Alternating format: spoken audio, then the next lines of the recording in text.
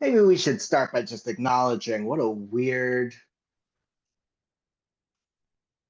disturbing time it is. It's a disturbing time, and it's hard knowing what to do and what not to do. I've talked about my recent ADHD diagnosis as like uh it feels from the inside like I'm constantly trying to prioritize what matters, what should I do today, what should I ignore, and it's just bombarded with all this stuff. And it feels like all the normal things that I do are just insignificant, utterly unimportant. Uh, this class feels important, though. Um, I don't know how. I don't. Anyway, it's hard. One thought I did have was how interesting it felt like some of the things that they were talking about still feel relevant some 2,000 years later. Yeah, in a lot of ways, this section of the Republic, what could be more relevant? What could be more important? Um, well, I mean, one thing that could be more important is actual knowledge of particulars in some ways, right? Um, and that's something that we should maybe talk about at some. I think there is actually a natural place for that to come up. Uh, but I think maybe I should restrain myself and order myself and think about how we should approach this instead of just like, I don't know, trying to re-rank things constantly. So let's introduce the block of text that we're looking at. Matt, you say you need a little refresher. I always need a little refresher. So we're looking at Republic 5 and the beginning of Republic 6. Now we skipped a bunch. We read in book 2 of the Republic these challenges to the idea that it's good to be good. And I think this is a natural place to start thinking about uh, more morality, thinking about ethical theory in general, or outside of theory, thinking about what it is to be good, thinking about even how to live your life, how to decide what's valuable. I mean, another natural passage that I look at regarding this that actually is very closely related to some of the stuff in the Republic is in Aristotle in the Nicomachean Ethics when he talks about the different kinds of lives. Aristotle's trying to figure out how one ought to live, and kind of like Glaucon in Republic Book 2 does a kind of ranking of different desirable things. So Aristotle thinks about different kinds of lives in terms of what's the most valuable, what's the most worthy of being pursued, and which ones are people just confused about. Um, and the life of someone who's devoting their lives to money instantly is like that's just you do that if you have to, right? Born out of necessity, uh, like organizing your life around money. If you've got need, of course, right? Uh, there's hardly a thing worse than living in a state of poverty. So if your body doesn't have what it needs, then yeah, you're gonna devote your life to like getting what you need. But that's out of necessity, right? If you've got your needs met and your life is still organized around money, you're making an enormous mistake. I mean, do I want to be harsh? No. You're making an enormous yes, I would be.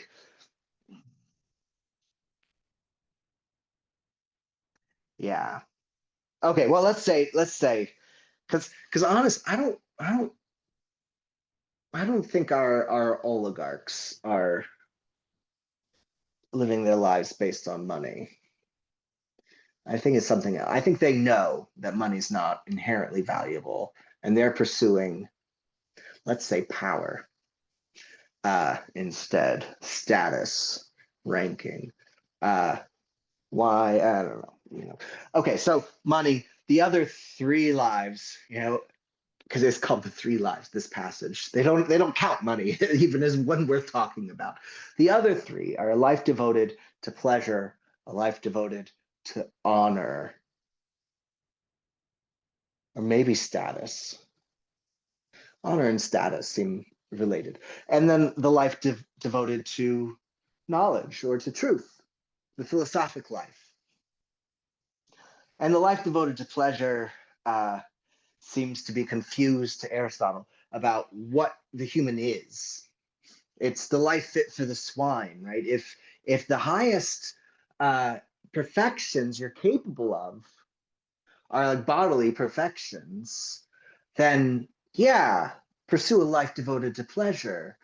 But the human is capable of a lot of intellectual perfections, social perfect, a lot of things that go beyond pleasure. The life devoted to honor or status is also a bit confused because honor is more and less valuable, sometimes completely unvaluable, depending on what you're being honored for and who you're being honored by. The joke that I make that again, maybe I shouldn't be harsh, but country music, if you're being honored for being a great country music star, no offense to Beyonce, this isn't about Beyonce. If you're being honored for being a great country music star, well, you're only being honored for producing shitty music, and you're only being honored by people who have really bad taste in music.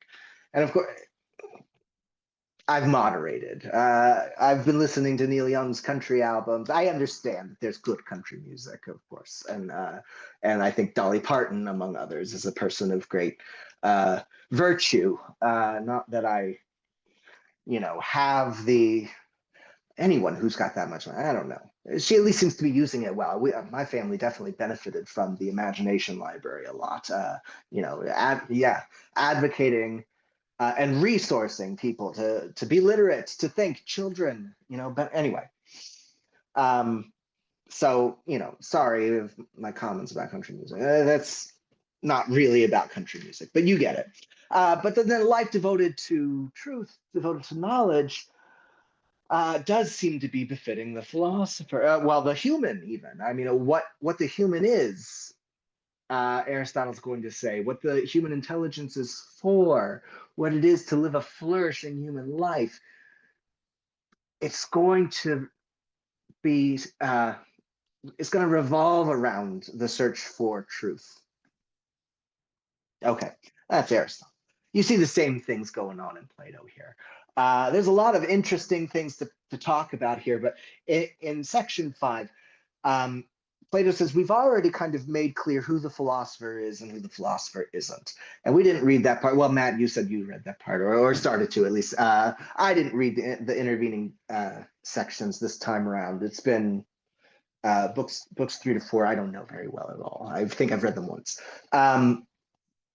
But he makes clear that the person with the philosophical nature is the person who is pursuing truth, but the way he puts it is different. It's the person who is capable of, maybe more than capable of, the person who can recognize what's unchanging. Now, this goes to Plato's theory of the forms, right? We get knowledge of, real knowledge of the things that don't change. Because knowledge, and I think I covered this in the lecture I posted now 2 weeks ago, but knowledge needs to be of things that don't change because of just the subject predicate structure that knowledge takes. It needs to be of things that don't change because the subject needs to last. So without a subject, an unchanging subject, we get merely useful knowledge. It's not even knowledge, right? The word that's used to describe this is opinion. It doesn't really mean opinion, but that merely useful knowledge, right? My car constantly changes. There's no such thing really as my car. When I know that my car is parked in the driveway, that's not really knowledge because the thing that is my car is different. By the time I finish the sentence, things are constantly changing. So none of my knowledge of physical things is really knowledge at all. The philosopher is the one who's able to see and judge things based on an unchanging archetype. So let's talk about justice. I mean, that's what the book's about, right? What's the difference between the way the philosophical nature is pursuing justice or thinking about justice or evaluating an injustice and the way an unphilosophical nature that doesn't judge things by what never changes, but just judges things based on their experience, their senses, what they hear other people say, what they see. So what's the difference there? I've got an account, but Matt, you want to jump in at all? I feel free. You said you're gonna sit back a little more. Feel free to like raise your hand or something if you Yeah, want to like. I found it interesting how when they were talking about I think he made mention of science, and it felt like the way he was using the word science is very different than the way we use the term science. Because Yeah. like I think if I remember right, and correct me if I'm wrong, he was talking about science and opinions in a fairly similar way. Hmm. Um, but Yeah. I mean, yeah. There's yeah, there's a ranking. There's right. There's a world of difference between opinion and knowledge, but in the same way that there's a world of difference between maybe the finite and the infinite. Right? Opinion is knowledge, if you will, of things that are constantly changing. What can you do with that? I mean, we need it, right? We need to know what's going on around us, but are we going to judge and think about those things that are going on around us just by the appearances? Oh, this seems good. This seems bad. You know, that's hurting me. That's making me feel good. Or are we going to judge them based on a standard, an unchanging standard that we can apply to all these situations? That is going to be knowledge. So science, um, yeah, anytime before, say before like Francis Bacon, right? Anytime before like 1600, we should hear the word science and think of knowledge in the strictest sense. Scientia, right? Knowledge in the strictest sense. So it is going to be an unchanging knowledge. It's going to be a certainty, and it's something that you can't get about certain things. People need to know that. People need to recognize this. I've been spending a lot of time recently teaching like critical thinking and logic kind of stuff, right? When someone says that evolution's just a theory or something, which the Ken Ham days of my upbringing, very much, were you there? Um, well, yeah, it's not geometry. I don't get proof. I don't get timeless uncertainty. I get from theories and observation. I get better and better accounts. I get more and more evidence. Is different. I get a theory that hasn't been absolutely demolished yet. Okay, now and I should say, sorry to, if I may, I think we see that exact idea where it's not a definitive answer. It's as we learn more, then we know more. Is kind of the scientist, and I think we see yeah, a lot of that in and that's the ones I've read so far, Plato and Socrates' discussions and stuff. We see that Yeah, it's not an end goal, it's a we're updating as we're learning kind of thing. yeah. Which is hmm, how do you make sense of both of these two things together, right? This is really tricky, right? So on the one hand, knowledge for Plato is knowledge of things that never change, that we can then use to evaluate these things that do change. But on the other hand, the path to knowledge for Plato, and we haven't, well, we see this a little bit in several places, but I mean, you see the way Socrates functions really clearly in the Euthyphro. This dialectic is a process of cross-examination, right? Socrates says, "Yeah, give me a theory. Well, let's evaluate it together. I'll help you birth the theory and then evaluate whether it's a true birth or not." This is an analogy he gives in the um, Theaetetus. I don't. It's around here somewhere in the Theaetetus. So we get this theory, like in the Meno. Meno says, "Virtue seems to me to be the having the right desires and having the ability to get what you desire," right? And so Socrates says, "Okay, that's a nice definition of virtue." And you heard this from Gorgias. Let's evaluate it. And he ends up saying, "Well, look, doesn't everyone want what's good? Doesn't everyone desire the good?" Oh, well, of course, no one desires something that's bad for them. They desire things to possess them, and the desire things to possess them that they think will be good for them. So everyone's desires are for the good. So if this definition of virtue that says virtue is the desire for the good and the ability to get what you want, is the difference between virtue and vice is all going to be the ability to get what you want. What's the ability to get what you want? Isn't that just money and power? So aren't we going to argue that just, hey, the oligarchs are the virtuous and the poor are the vicious? So you get a theory that, hey, sounds good. It's got something going for it. There's a reason why Gorgias and Meno have been thinking about it. But then when we cross-examine it, when we evaluate it, we find this awful flaw, and it has us going to look for an account that can do the stuff that seemed right in this account that we're leaving, but that doesn't have those flaws. So it's kind of, I'm not a rock climber, but you're kind of like scrambling upwards to the truth. So on the one hand, what we're after is the knowledge of the things that don't change, but the process of that is this constant evolution of your beliefs, this constant approach to the truth that maybe you never really get to. And so in the Republic, when we're like, okay, let's start talking about the good.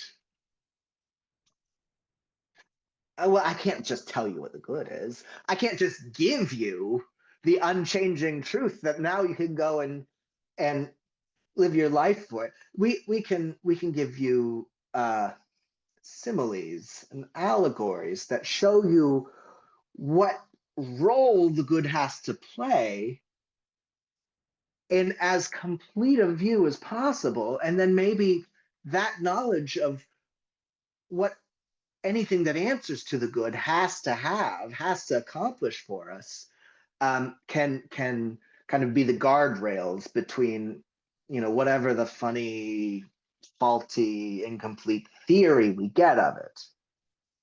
We get these kind of, not accounts, because an account is supposed to show you like what's true about it, but we get these pictures that draw us to the right sort of beliefs, right? We just get drawn up, and the more we get drawn up out of the images, the more we're able to kind of live our lives by these things. I feel like we're not supposed to ever really arrive at a theory that gets it all right. to the extent that we do, like the theory of forms.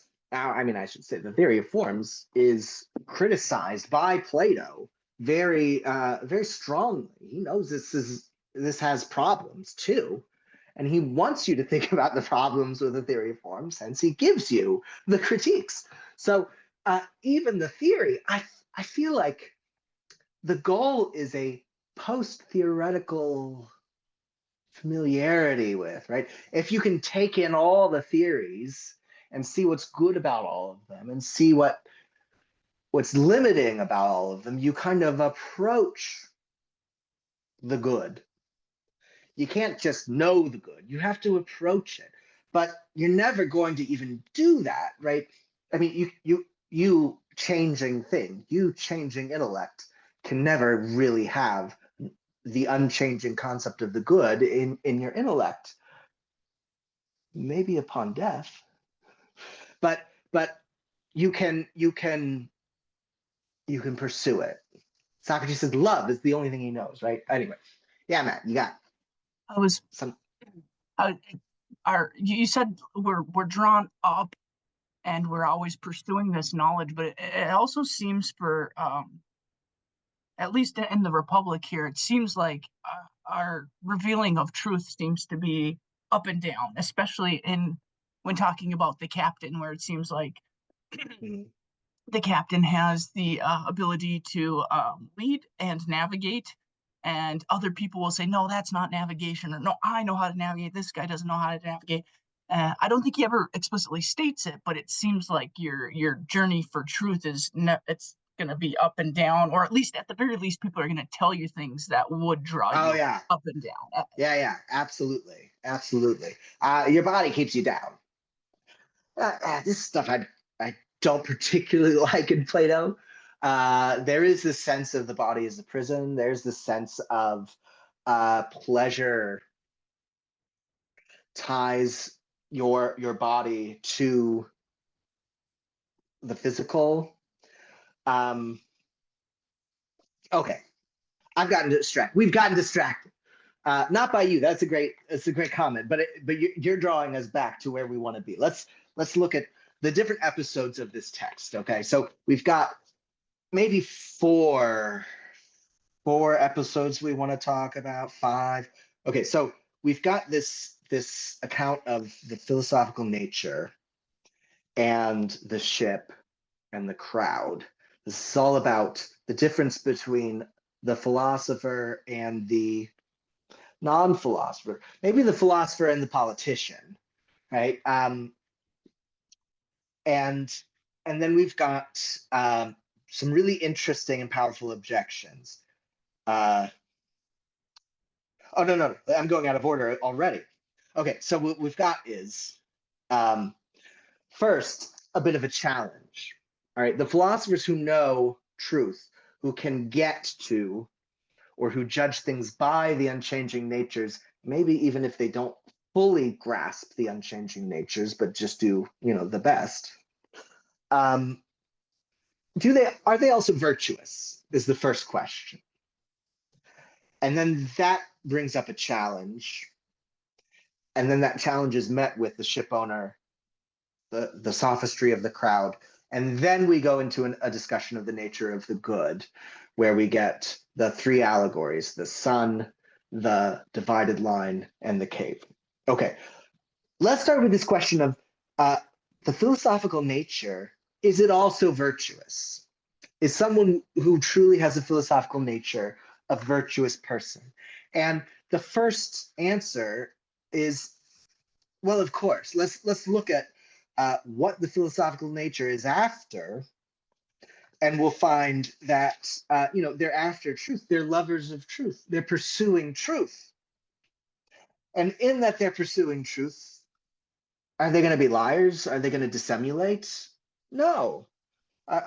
They're going to love truth in all of its forms. They're going to flee from deception, oppose deception. Okay, cards on the table here. Something weird. I don't know. TikTok, I've been watching all this stuff about neurodivergence and autism, and I mean, honestly, partly getting diagnosed with some of these things on TikTok. Part of the reason why I'm like, I don't need to go looking for a diagnosis. Okay, this is still actually a big conversation that maybe doesn't belong in a class like this because I shouldn't really be opining about mental illness. I'm not judging these things from a knowledge of the truth. I'm judging these things from experience, from what I see and hear. Okay, that's don't follow me here. But isn't it weird uh, if you pay attention to like the differences between autistic people and holistic people in the workplace and things like this, and not understanding how to like present yourself in a way that other people find acceptable, or not being able to like point out, hey, what you said, I think maybe could be better said this way, and then getting punished for it. Okay, isn't it funny the overlap between this discussion of like the philosophical nature and the way neurodivergent people are treated by holistic people? I find that really fascinating. And it's actually one of the reasons why I resisted thinking of myself in neurodivergent terms. I mean, of course, people will also tell you that just being really, really intelligent by itself is neurodivergent. And I was also, humility, humility, humility. So I haven't haven't accepted the really intelligent label. I don't know. Um, so I've resisted because, well, look, I'm a philosopher. I've been pursuing philosophy from youth. I've been, in childhood trying to, why are these words curse words that is bad to say, and these other words, are just other sounds? Like, what makes sense about this? You too? Yes, these things don't make sense to us. We try to figure it out. Most people don't try to figure it out. It's just, oh, those things are bad. Good. All right, got it. And then, oh, why is like all the music by Black people have all these bad things in it? Because those things are, oh, it's garbage. Okay, so it's amazing to see the way this kind of purity thinking ends up being, white supremacists in people who are just like, I have no problem with Black people, except that, they're doing all these bad. I had this. I introduced my kids to Kendrick Lamar this weekend, uh, and like, what? Why are we listening to that? He just said he's saying words that we can't say. Why are we listening to this? I'm like, look, yes, we're never going to say these words. We distinguish between hateful words and rude words, and we want to be careful with rude words in different contexts. But we want to always avoid the hateful words. But there's ways of saying these things that aren't hateful. There's importance to other people, and we don't want to be so pure that we find ourselves not listening to other people's perspectives. Anyway, anyway, getting off topic again, but the philosophical nature, the nature that's really wants to know the truth, wants to know not just what they hear, but what's really good, is very different, and it needs to be courageous. Is it going to value its life? Is it going to consider its death like the worst thing that could happen to it? No, dying is not the worst thing that could happen to you. You're pursuing truth. And hey, Socrates thinks that when you die, maybe you'll get that truth. Okay. I also,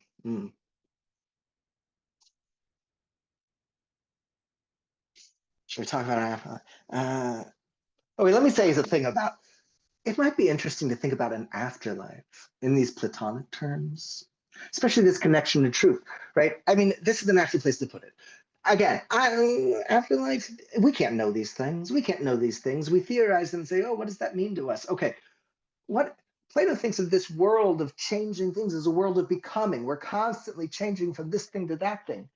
Um, and there's this other realm of being where things don't change. Uh, when you die, it's not like you never existed. The time of becoming, the time of changes, but maybe what if in some way you kind of pass into eternity? if Socrates' death allows him to enter into a changeless state, whatever that means, right? Or if okay, let's build dimensions. A point has no dimensions, a line has one dimension, a plane has another, then a solid object has three dimensions, and then time, change. And then what if you step out, right? So you take the line and say, well, look, we've got length, but what if we can see that length from a place of breadth? We can evaluate it. And then what if we can see that breadth from a place of height? What if we could see that change? What if we could see that time from a place of timelessness? I didn't like it the first time, but the Interstellar kind of has that kind of uh, transcendent.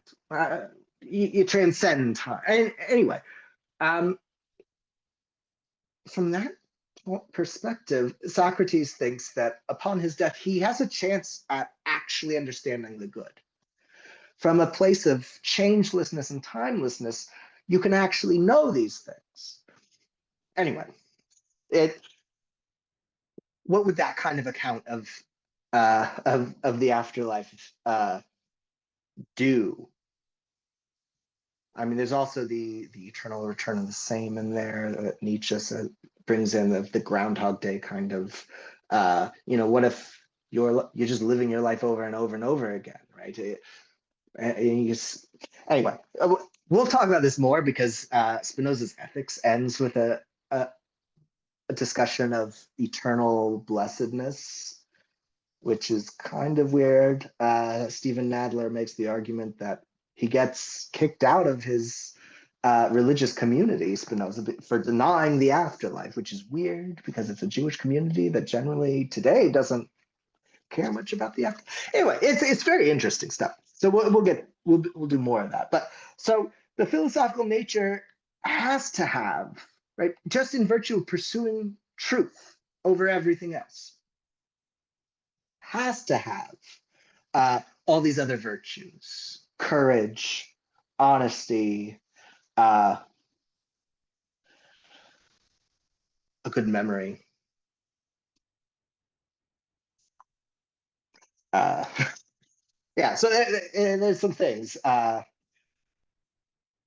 where other natures may not have that. Other natures.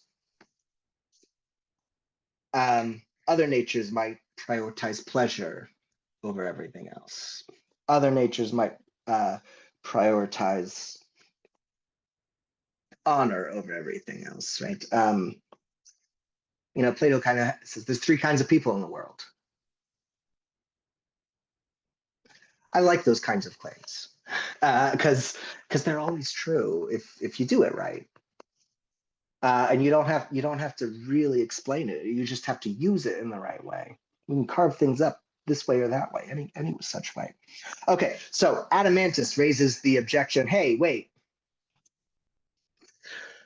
And this goes back to kind of theory or knowledge based on ideals versus experience. Adeimantus poses this objection. What you say seems right, Socrates, but let me just read. No one can contradict the things you're saying, the way you're arguing. This is on 487, 487b. Yeah. No one would be able to contradict the things you've said, Socrates, but on each occasion that you say them, your hearers are affected in some such way as this.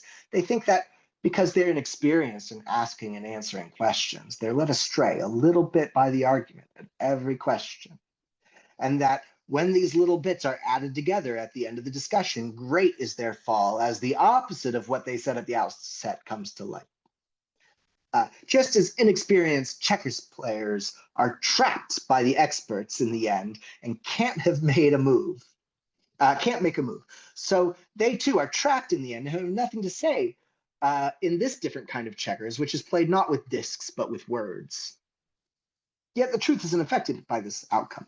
So I've had family members say exact, almost word for word, this, like, I can't talk to you because you can talk too good. I'm only after truth. I don't know. Okay, but then the objection. I say this with a view to the present case, for someone might well say that he's unable to oppose you as you ask each of these questions, yet he sees that all those who take up philosophy, of all those who take up philosophy, not those who merely dabble in it while young in order to complete their upbringing and then drop it, but those who continue in it for a long time, the greatest number become cranks. Not to say completely vicious, maybe completely vicious, while those who seem completely decent are rendered useless to the city because of the studies you recommend. So the objection, Adeimantus says, like, look, you're praising the philosophical nature as like the one we need, the one that's actually pursuing the truth, and in so doing has to have all these virtues of all these strengths of honesty and courage and all this, just in virtue of their natures. But when you actually look at the people who are studying philosophy, the way you study philosophy, the way you say we should, Socrates, they're either vicious or useless. So why should we trust your account? Why should we trust, it's not really an account. Why should we trust, well, your account of the philosophical life when our experience tells us different? Okay, this juxtaposition between reason and experience, huge in philosophy. I mean, it already comes up in the pre-Socratics. The Zeno arguments say that motion is impossible. You've got a really good argument. I mean, a really clever argument, let's say, that motion is impossible. But obviously, we see people moving all the time. So it's like, what are you going to trust, reason or your experience? And most of the time, people are going to say experience. So here, we've got a good account of philosophers being virtuous people, but experience tells us that they're vicious or useless. And Socrates says, yeah, they're vicious or useless. You're not wrong. But it's not the philosopher's fault, except when it is. The vicious ones aren't really philosophers. And this is when, to counter this objection, he gives the story of the ship in need of a captain, right? The only one with the authority to captain the ship is unable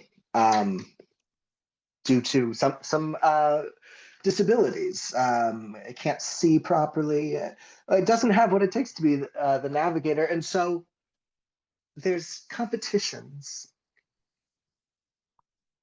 There's games being played for power. And the people who can win these games, who will win these games, are vicious. They don't know what to do. They don't know how to lead the ship. They know how to make themselves look right. They know how to present themselves. I'm thinking about autism again. They know how to present themselves in such a way to get people to back them in a certain way. Do they? One stung a little bit to read, a little bit too real. I know. I did a series of TikToks right after this election, the second Trump election, the second Trump victory. It's like, what's going on? And this is one of the passages that I read because it's so clear, right? It's gonna happen over and over and over again. It's been happening over and over again. It's not like it's not like either party is putting up decent people, at least not in a way that we can vote for them effectively. No true philosophers, right? No, yeah, because what are the true philosophers doing? They're not leading. They're philosophizing. They're right? not campaigning. Right. They're not campaigning. The interesting quote here. It's said by Simonides that it's better to be rich than to be wise because the wise spend their time at the door of the rich. and Socrates here says, bullshit. That is not True. The who spends their days at the door of the rich? Not the ones thinking about the good, not the ones really pursuing truth, the ones trying to present themselves as having truth. They spend their time at the doors of the rich. So yeah, whenever anyone, uh, let's not get bogged down. So the real philosopher here isn't participating in these games. Also, it's risky to participate in these games. And the navigators, the people campaigning, will say you can't even teach this kind of thing. You can't teach leadership. Uh, you need a strong man to follow, right? So just get up behind me. And if you say that no, we can teach it, you can learn it. These are skills that you should have acquired by, like, applying yourself to. What have you been doing? Have you been applying yourself to political studies? So Trump's going to say, no, I'm not applying myself to political studies. Those things are garbage. You can't actually teach this stuff. You just have to line up behind me because people can follow me. When what are the real navigators doing? What are the real navigators doing instead of campaigning to lead the ship? They're looking at the stars. They're testing the currents. They're doing the things that actually matter to figuring out how to chart the course. So it's two different jobs, right? This brought me great comfort after being rejected over and over and over and over again in my career. It's two different jobs, right? One is doing it, and the other is getting it. Uh, we see full well Republicans can't govern.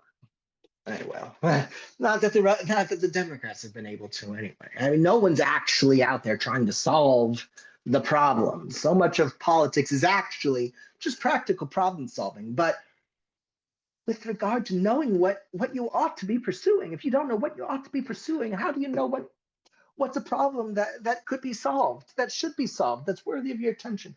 Anyway, idiots everywhere.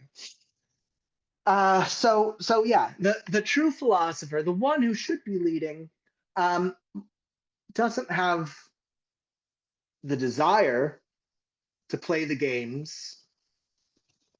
I'm reminded actually of I thought it was a Neil Young, but it's Stephen Stills, uh, uh, where he says, "Oh no, this is in Long Time Coming." Crosby, Stills, Nash and Young song, where I think it's David Crosby says, "Don't try to get elected." Or if you do, for safety's sake, cut your hair. This is in the hippie movement. If you haven't watched, any of you on YouTube, if you haven't watched Easy Rider, watch Easy Rider. Don't try to get elected, right? It's dangerous. It's dangerous because you're not playing the same game. And you will be a threat. Autistic people are seen as a threat to the status quo because they're ungovernable in some ways, right? Because they're philosophers. It makes so much sense to me. Like, who in my 10 years teaching at universities, who has like wanted to take more classes with me, and yeah, it's people who've already been marginalized. I can't tell you how many LGBTQ plus students I've had who are like, it's not that academic philosophy is this great safe place. No, actually, established philosophers, philosophy departments, I have seen, I know there are predators in those philosophy departments. It is not necessarily a safe place for everyone, but people in marginalized communities want to know these things because they're already, right, rejecting the games. They're already seeing through the bullshit. Okay, so he adds by talking about the the sophistry of the crowd. All right. So how does all this stuff happen? And how does someone who really has a philosophical nature get corrupted, right? And get vicious? And he says, well, people say that philosophers are sophists, but it's not the philosophers, it's the crowd. And here I'm looking at 492.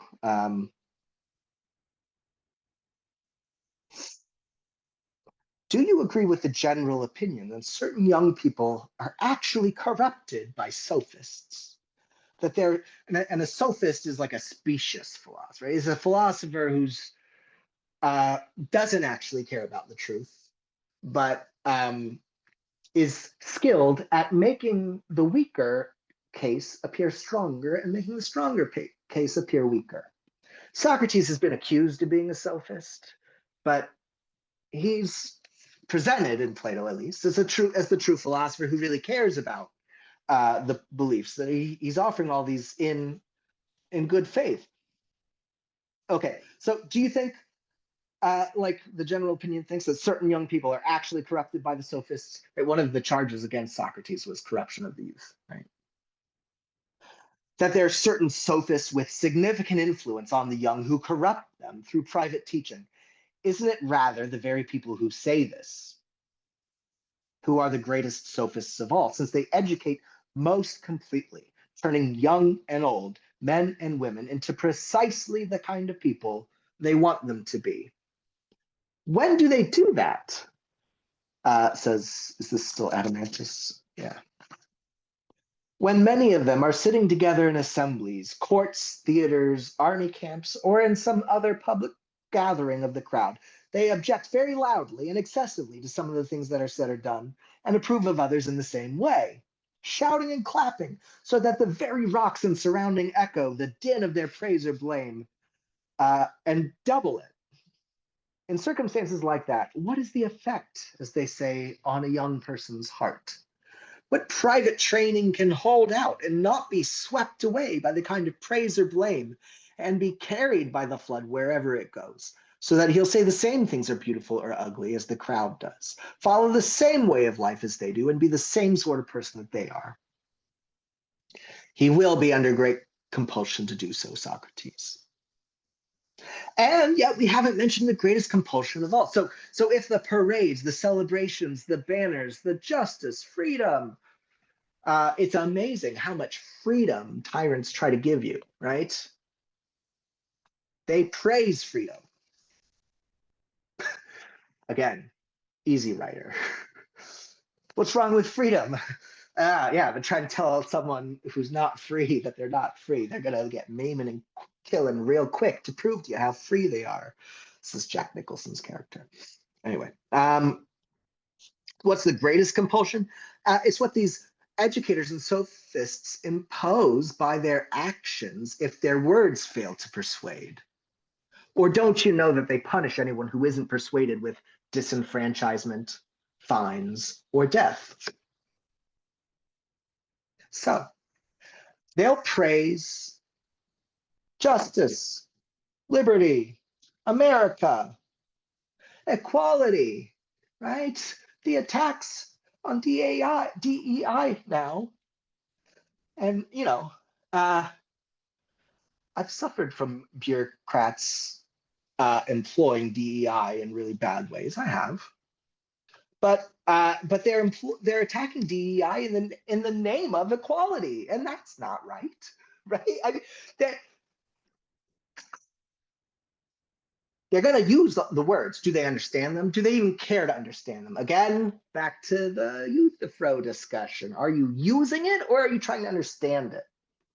And then if you say, no, wait, I'm not wait, no, that's not what equality looks like. That's not any way to pursue equality, getting rid of the things that like fight the unfairness. Uh, yeah, so it's done. If you push against them, they'll disenfranchise you, they'll punish you, they'll lock you up, and they'll kill you. So yeah, do they really value truth and freedom? See if they punish people for talking. See if they punish people for disagreeing. Okay. So the true sophist is the crowd. The true sophist is the crowd, and there's no avoiding it. You're brought up in a society, you are socialized. Um, it's only, oddly, Plato says, by divine grace that anyone is saved from that. By a divine dispensation. It'd be very foolish even to try to oppose them. Don't try to get yourself elected, person I've talked to on TikTok. It'd be very foolish even to try to oppose them, for there isn't now, hasn't been in the past, nor ever will be in the future, anyone with a character so unusual that he has been educated to virtue in spite of the contrary education he received from the mob. I mean, in human character. The divine, as the saying goes, is an exception to the rule. You should realize that if anyone is saved and becomes what he ought to be, what she ought to be, I'll add, under present constitutions, he has been saved, you might rightly say, by divine dispensation. So, yeah, the humans are going to be and there's something divine in those who try to pursue truth. Maybe truth itself saves them in some way by revealing to them what matters.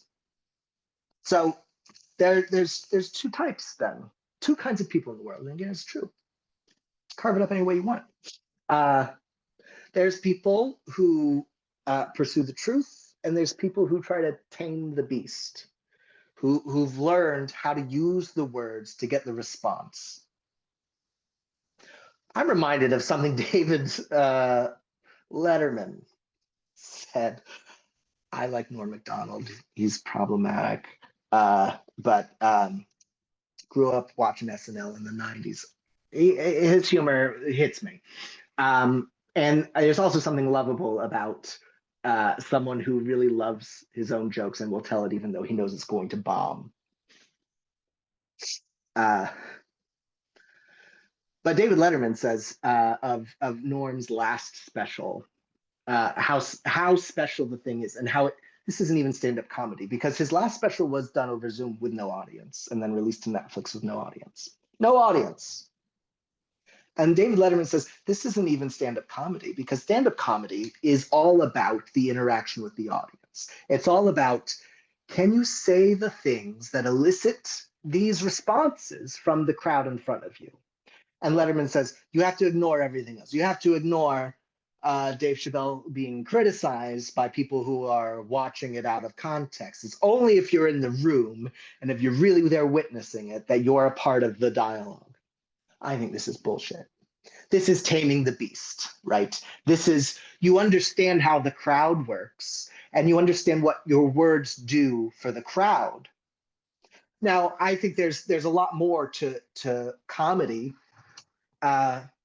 about the relationship between comedy and philosophy, especially the kind of traversing social boundaries so that we can see the social boundaries. It does good. And the idea that there's something just funny about like this non sequitur or something, right? Right. But the crowd work, the evaluating the performance based purely on how the crowd responds, that's the sophist. That's not the philosopher. The Nanette. I should mention a good stand-up comic, a morally good stand-up comic. Hannah Gatsby's Nanette does comedy that tries to show you some truth. Anyway, comics do that. Jesters do that sometimes, but anyway. All right, so the philosopher then is the one who has a chance at pursuing and knowing the good. So then they turn their attention to the good itself. What can we know about the good? And Socrates says, I can't really tell you much about the good. I can't tell you about the good. What I can do, though, So I can give you some similes. He's already started talking about similes, right? Yeah, when he introduces the ship owner, he's like, I'm going to give you a simile. And they're like, Socrates, you're supposed to be giving us accounts. You're not supposed to be filling our minds with images. And he says, uh, yeah, but you're the one asking me to like answer things that are so impossible to answer, that are so like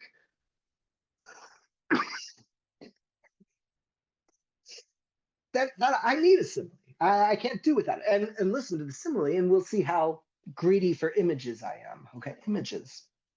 So he's going to give us some similes. And first is the sun. He treats the sun as actually the child of the good. I can't tell you about the good itself, but I can tell you about the child of the good, the sun, and the commonality, right? The analogy here between the sun and the good is, uh, I mean, it's thorough, it's mystical. Um, the sun makes vision possible, and so the good makes understanding possible. The sun makes this world exist, this planet exists. This planet is not this planet without the sun. The sun makes life here, right? The sun makes things what they are. Yeah, okay. So the good makes the intelligible what it is. And it's only through the good, oh, there's the pragmatism.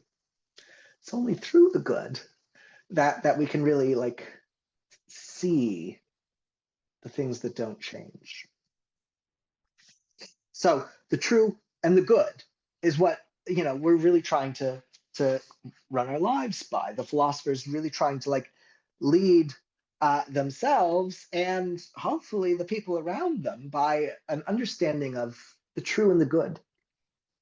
What's really good, not just what people say is good. All right, so what is goodness? Well, it's what makes the world known to us in some way, and it's what makes the world what it is. Not the world, the physical world, the intelligible world. Okay, so the division between the sensible world and the intelligible world here is part of this, and this goes into right, the role of the good as kind of illuminating our life. So in Augustine, this ends up being the doctrine of illumination, more or less, right? Uh, God has to like make things known to us. So the good kind of shines that light on us that lets us see other things. And all right, so we're going to distinguish. We've got the good in the intelligible world, the good among those things that don't change, and we've got the sun here among the things that do change. And the good is like the sun to the things that don't change. What all that means, it's a lot. Okay.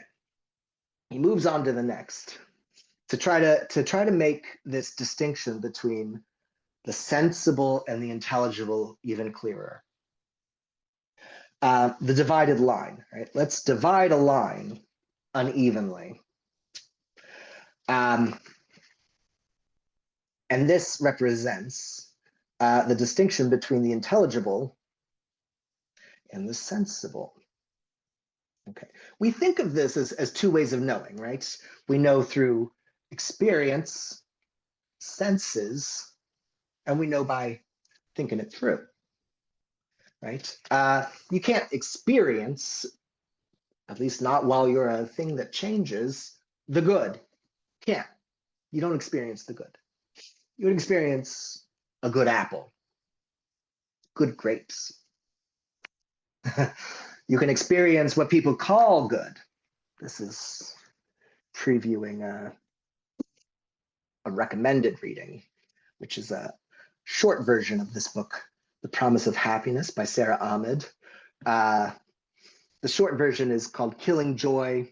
I think I've listed this in the syllabus. But I'll also give you a little lecture this week about that. I'll record and post on YouTube. What people tell you is going to make you happy. What people tell you is good, right? Like, your wedding day is going to be the happiest day of your life, right? Ahmed distinguishes between these grapes are good because I'm eating them and I can experience the goodness of them.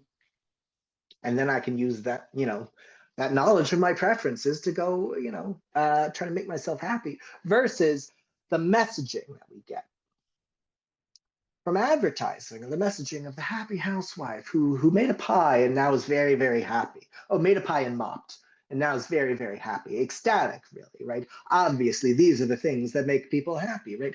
We're surrounded by promises of what's going to make us happy, and we need to be able to distinguish between those promises, many of them coming from our parents, many of them coming from our society. Trump telling us that you have to have religion. Did you catch that one?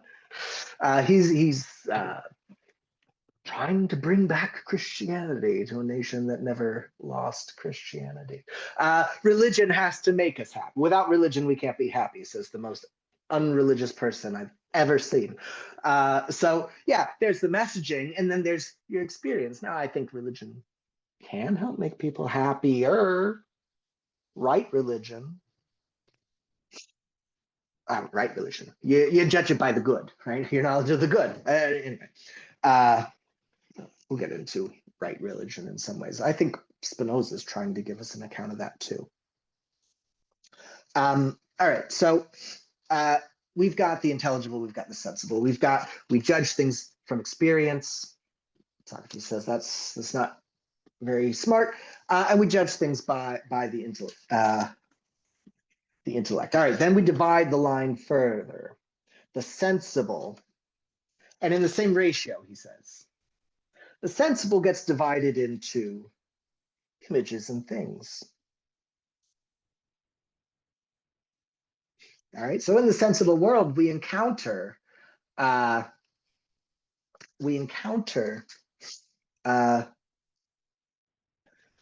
painting of a tree. We encounter a reflection of a tree. We encounter a shadow of a tree. And we encounter a tree. The image is very different than the thing. How easy is it to confuse a reflection for a thing itself? And it happens. But how easy is it to, bring home a picture of a cat and say, now I have a pet? What an idiot. So in the intelligible, we divide things the same way, and we've got opinion and we've got knowledge.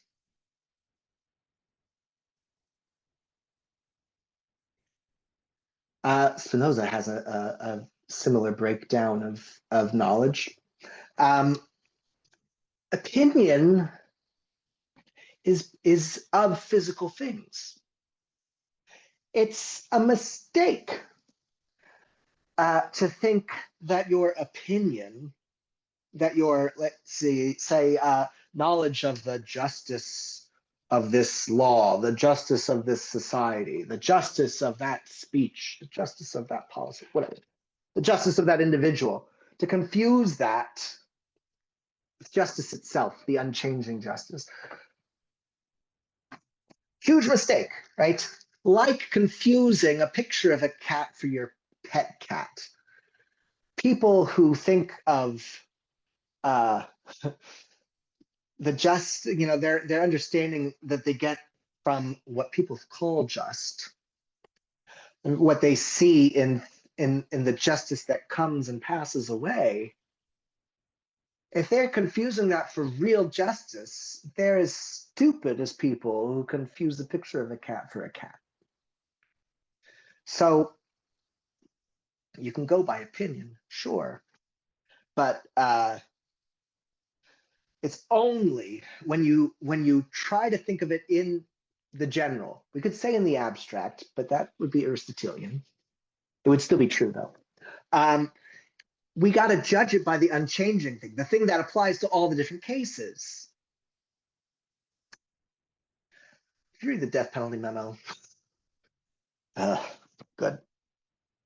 Okay, there's a memo that came out from the Attorney General about the death penalty, saying we're going to be applying the death penalty more on the federal level, and even to people that we hadn't really applied it to before.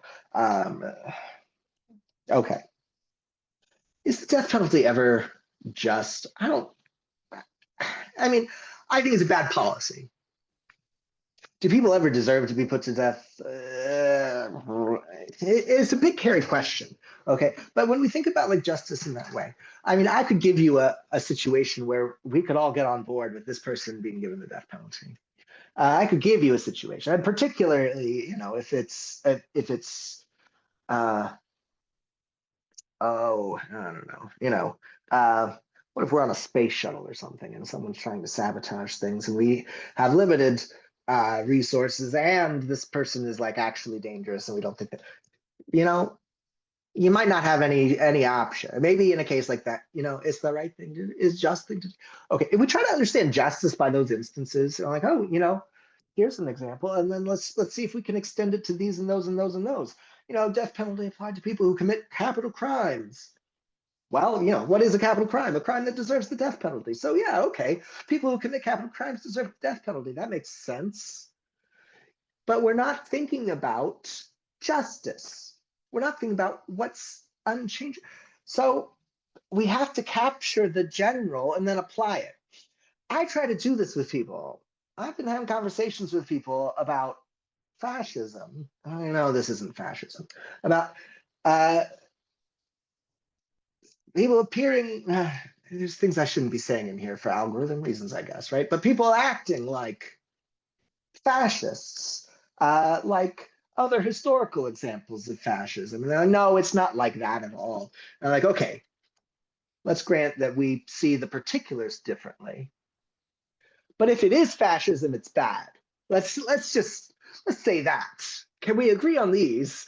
And then we can take that understanding. Here are the things that are bad about fascism. And then we can take that understanding of fascism into the particulars.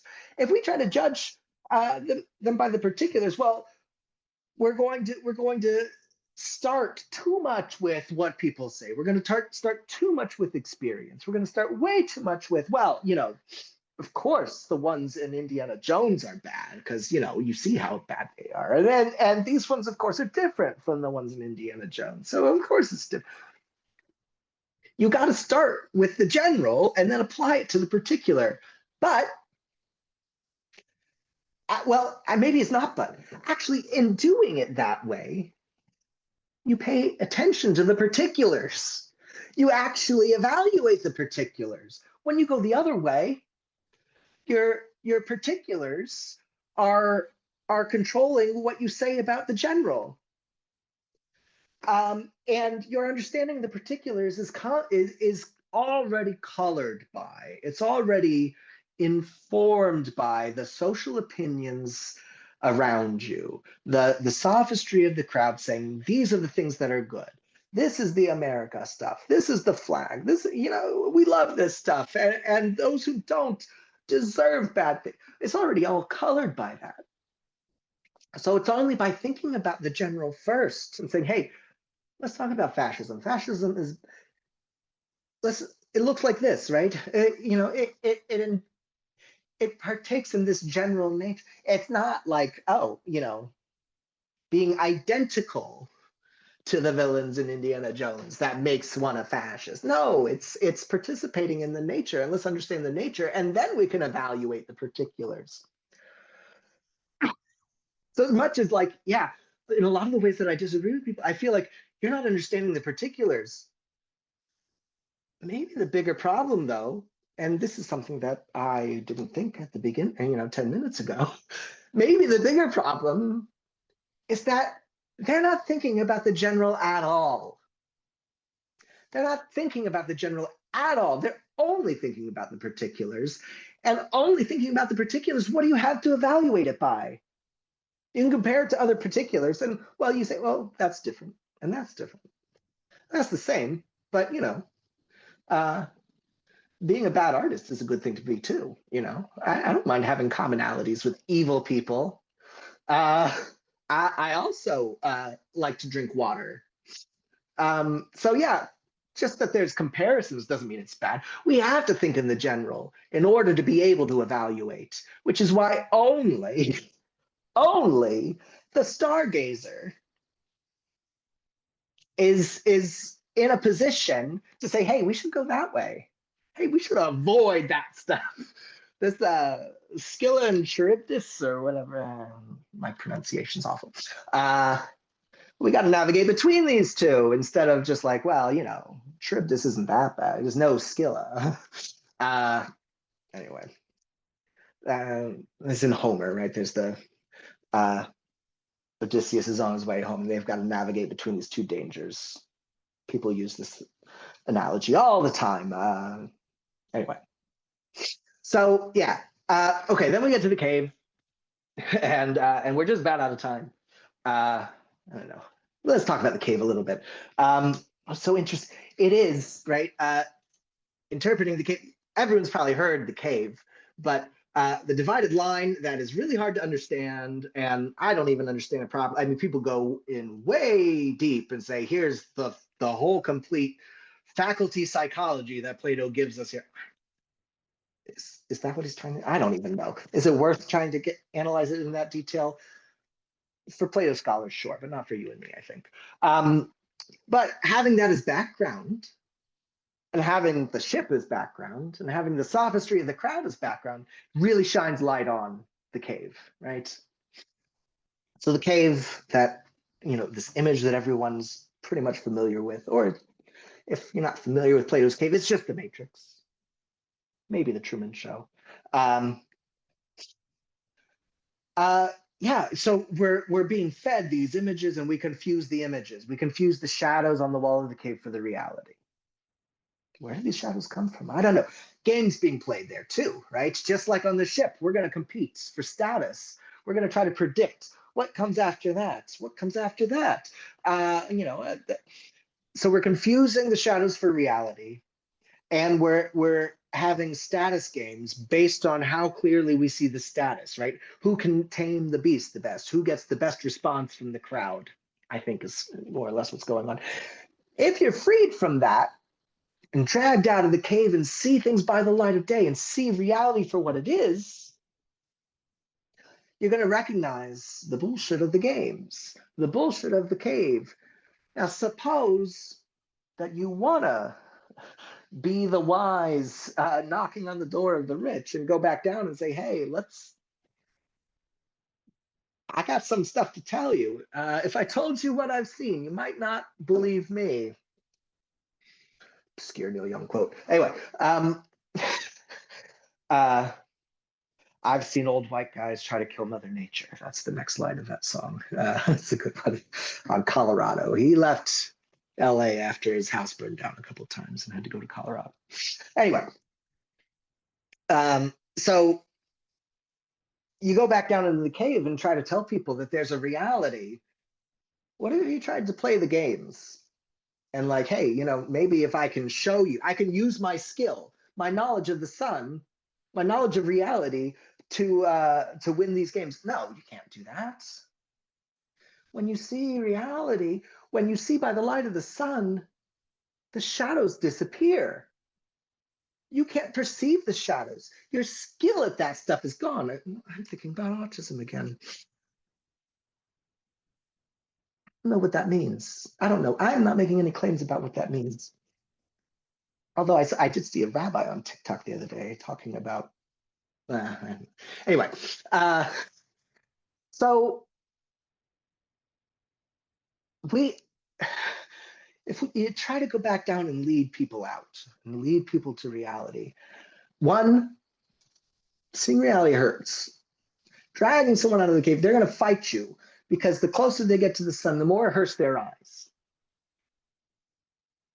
In the Matrix, Neo's too old to be pulled out of the illusion. You got to do it when they're young, or they're just going to lose it. But also, it's only going to work for the people who are already losing the games, who are already being cast out by the crown, right? So you go for the outsiders, not for, targeting. You go for the outsiders because they probably are ready to see the bullshit for what it is. They probably have already started seeing the bullshit for what it is. But yeah, and the reality won't hurt their eyes as much as be kind of consoling that they understand a little bit better what why things aren't working out for them. It's a good thing. Anyway, so we want to be able to see reality for what it is. We want to approach the good that illuminates for us. We can evaluate the good. Anyway, so we got to think. We got to think in the general. We got to reason. We got to scramble our way up to the good, because through the good, the way becomes clearer. Is there hope for society? Plato says the hope for society is when the philosophers become kings, or when the kings are kind of forced to become philosophers. I think the answer is no. I mean, he says, well, yeah, there's hope for society when the kings become philosophers, when the philosophers become kings. But he's also explained really clearly why the philosophers won't have control, won't seek control. If they're seeking power, they've got a philosopher already, right? I mean, if they're rich, people don't understand this, right? Someone who devotes their life, all right, someone in this day and age who's rich got that way because they prioritized money over everything else. Maybe not everything else, but most other things. They're not going to suddenly stop that when they feel like they have enough. Their priorities are set. I don't know. I mean, I was also brought up in this not only white supremacist society but misogynistic society, and as a boy, I was inundated with messaging that's saying, hey, you know what? Attention from certain types of women is really desirable. And then when you feel attention, it's like, oh, I must be like good. I must be doing this. And this is something that's worth having. Just the attention, just the attention, just the it's drilled into you. But it's not until you see what's really good, what's really desirable, that you can kind of break out of that stuff.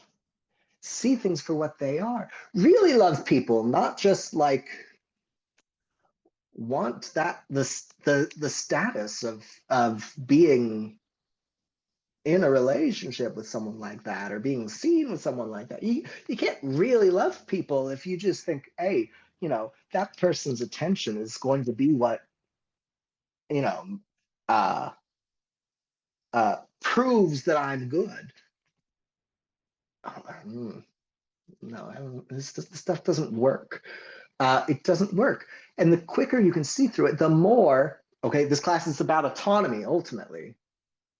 The quicker you can see through it, the more you can make your own decisions. The quicker you can see through the bullshit and think about what's really good, the more you can take control of your life and decide how you want your life to be structured. What things you think are going to make your life a blessed life, a just life, a good life, a happy life. Because I'll tell you, following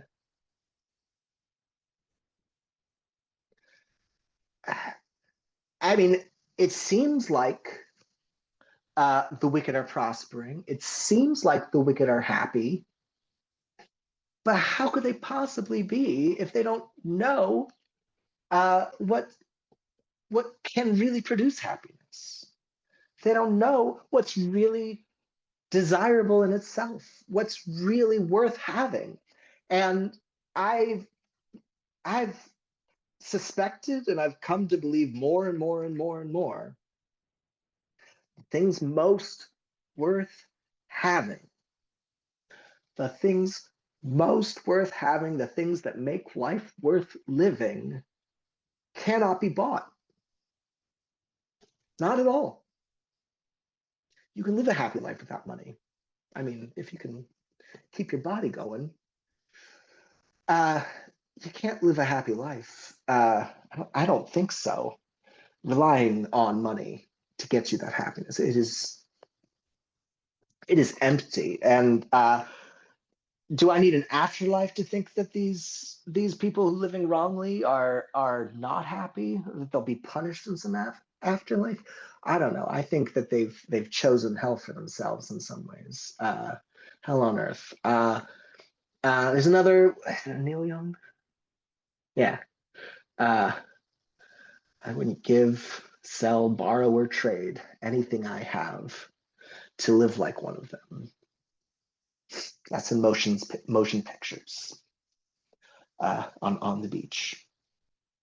Matt, do you have a record player? Cool. I happen to get an extra copy of On the Beach. Send me your address. I want to give it to you. All right. Anything else we should talk about? Anything else that you want to? I was going through the cave. I was felt like maybe that part rung most to me. Mostly because I had left my religion, so it felt like going from dark to light. And if anyone has ever had an experience of either leaving a religion or entering one that maybe you weren't like raised in, or I guess any sort of, you left a knowledge that you were raised in and just had this big, for lack of a better term, identity crisis. Yeah. You could probably relate fairly well to going from like the cave to the sun. I think people who have grown up in a belief system that they maybe have never questioned might understand the concept, but I think it'll certainly ring different for someone who has gone through a transition like that. I guess Yeah. that's just kind of where my mind was reading The Cave. No, absolutely. And you know what? I think in some ways that the religion I was brought up in was particularly culty. Sovereign Grace Ministries was the organization associated with C.J. Mahaney, Josh Harris, and for people who know that stuff, they might recognize that. But I try to like downplay that because in some ways I think that this experience, Matt, is kind of universal. Um,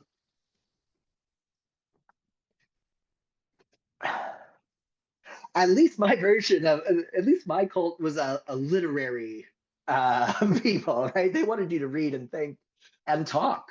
uh, there were adults who listened to what I said when I was interpreting the Bible, and that's interesting. uh, anyway, not that I wasn't also rejected for like interpreting it in ways that they weren't interpreting it or asking questions of it that they thought shouldn't be asked, but um but what else would be a jarring kind of belief system to leave? uh American exceptionalism. uh That's what did it for me for my Christianity, actually. yeah, white It, supremacy, yeah, patriarchy, traditional marriage role. I mean, I could imagine even to some extent, like a sexual relate awakening, realizing yeah, that you're not in a gender norm, possibly something like that. yeah. I mean, so we are all in one form or other uh, fed a starting place. And I do think that it is all of our responsibility in some way, but it's to all of our advantage and to society's advantage as a whole that we critically evaluate that starting place. It's the societies that tell you not to, that punish you for doing that really require conformity, that are the ones that are going to be stifling. But we are all in some of those, even right now, even when we're trying to get out of them. And it might be academia. It might be, hey, this is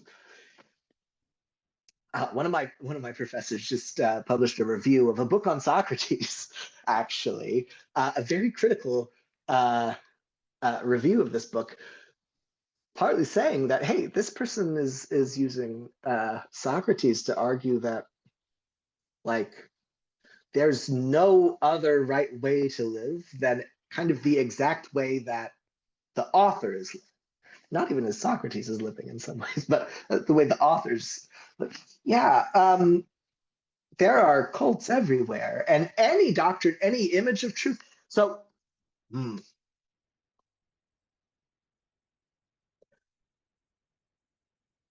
funguses are interesting. Stuff will grow. I mean, maybe this isn't entirely true, but stuff will grow wherever there is the resources necessary for that to grow. I don't know if it's true in nature. It's true in politics for sure. It's true in society for sure, right? You can get clout, you can get something, you can get status, you can get listeners by saying things that are insightful and true. Uh, true, true. You can get clout by saying things that are uh, skewed. Any position that you can stand up and embrace, whether it's a good one or a bad, you can use it. You can use uh, John Rawls' view of the nature of justice to get clout for yourself. Or you can critically engage with John Rawls' theory of justice to try to understand better and try to like show people more, right? But anything out there that people will be attracted to will be used by someone. People will build a cult around it. People will try to organize their power around it. And it's just bullying. It's just saying, hey, I'm going to evaluate all this stuff for you. And then I get to be the one who evaluates.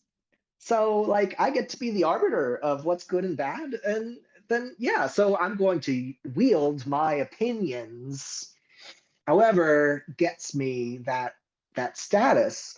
So, yeah, we are surrounded by the majority of people like that. And we are all lucky if there's anyone in our lives who is not like that. Um, and yeah, so what can we do? I don't know. Society's doomed. Uh, People, I think, care about people, try to lift people up, try to not use people, but help people.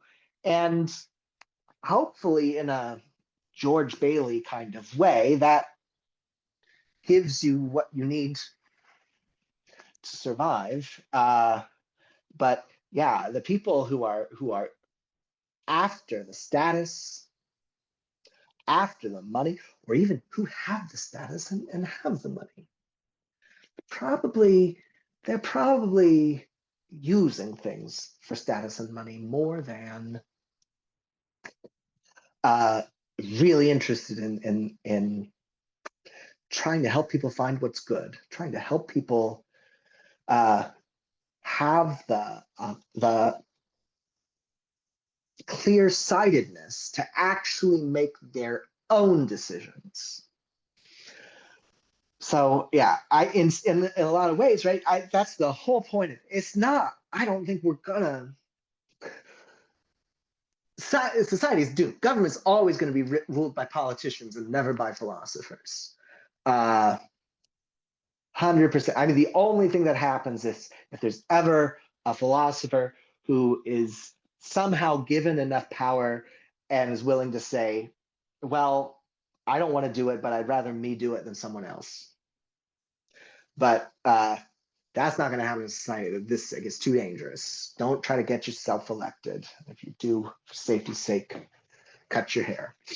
Um, but we can hopefully see through the bullshit well enough so that we can make our own decisions. And I think that's what philosophy does sometimes.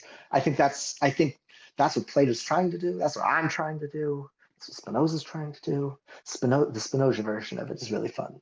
Anyway, so I think the syllabus says that we're done with Plato and going to start reading Descartes. And Descartes is going to feel much less relevant to where we are.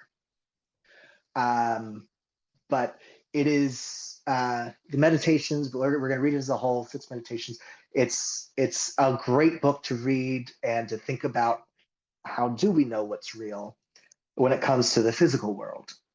And there's still going to be some distinctions between opinion and knowledge that are worth thinking about and distinguishing by. But Descartes' also really necessary background for Spinoza. I don't think we can read the Ethics without having a kind of shared background in Descartes' meditations.